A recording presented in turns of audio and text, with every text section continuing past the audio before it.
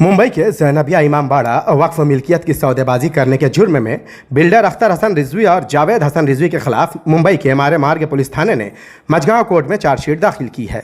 इस चार्जशीट में अख्तर हसन रिजवी और उनके भांजे जावेद को बतौर आरोपी नामजद करते हुए उनके द्वारा इमामबाड़ा वक्फ मिल्कियत को बेचने का आरोप सिद्ध हुआ है।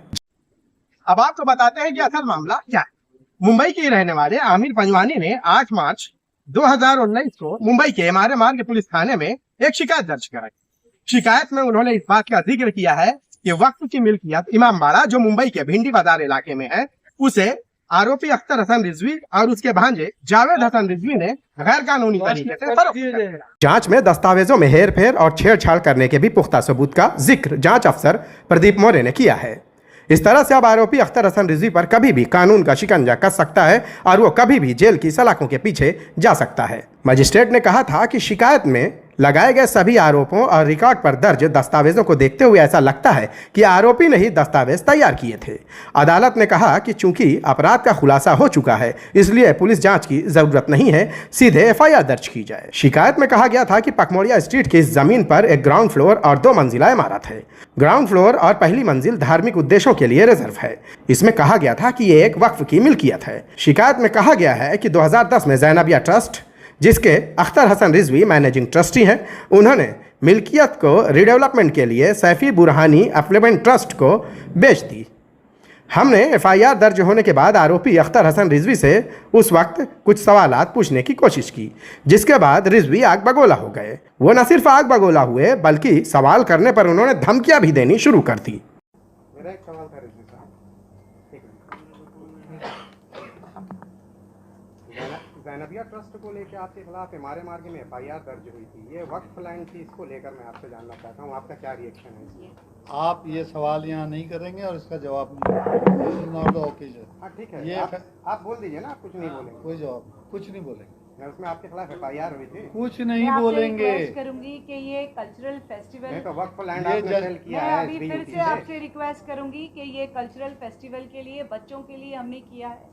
आज के ये माहौल जश्न को जज रिजवी का करते प्रोग्राम है आप उसी और के अगर बारे किसी में। ने पैसा दे के आपको भेजा है ना, जी। तो आपका भी हम इन्वेस्टिगेशन ठीक है करवाएंगे। ठीक है ठीक है। आप इस बारे में क्या कहेंगे, इस ब्यूटी से जो आपने सेल किया था? मैंने अभी आपसे रिक्वेस्ट किया है कि अगर आपको पर्सनली कुछ पूछना है तो आप ये सवाल पर्सनली आके ऑफिस में आकर मेरी एक रिक्वेस्ट है। ये एक बच्चों के कल्चरल फेस्टिवल है, आप क्यों माहौल बिगाड़ना चाहते हैं?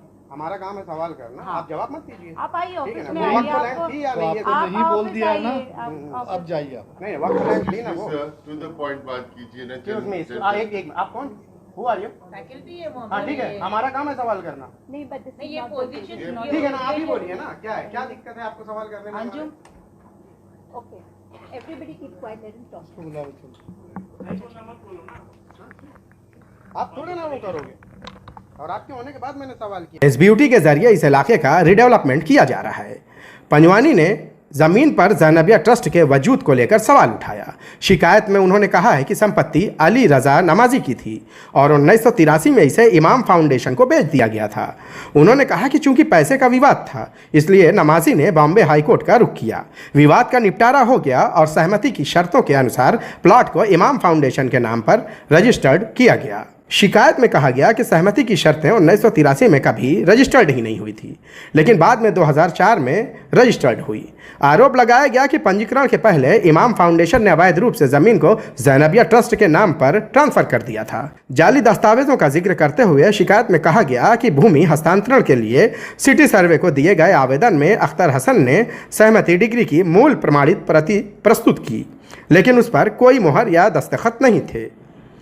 शिकायत में कहा गया कि उन्होंने एडिशनल कलेक्टर के जरिए जारी 24 मई 2004 की तारीख वाली एनओसी भी जाहिर की, जो पकमोड़िया स्ट्रीट की संपत्ति से संबंधित नहीं थी बल्कि विले पार्ले की एक मिल्कियत से संबंधित थी। शिकायत में कहा गया कि अख्तर हसन रिजवी ने जाली सरकारी दस्तावेज तैयार करके अधिकारियों को सौंपे थे। एसबीयूटी के जरिए इस इलाके में ऐसी कई इमारत है जिन्हें उन्होंने खरीद लिया है। हालांकि यह मिल्कियत वक्फ की मिल्कियत है। इन सारी मिल्कियत को लेकर महाराष्ट्र वक्फ बोर्ड में सुनवाई जारी है। अब ऐसे में देखने वाली बात यह होगी कि वक्फ की मिल्कियत की सौदेबाजी करने वालों पर कानून का शिकंजा कब और कैसे कसेगा। शाहिद अंसारी, बॉम्बे लीक्स, मुंबई।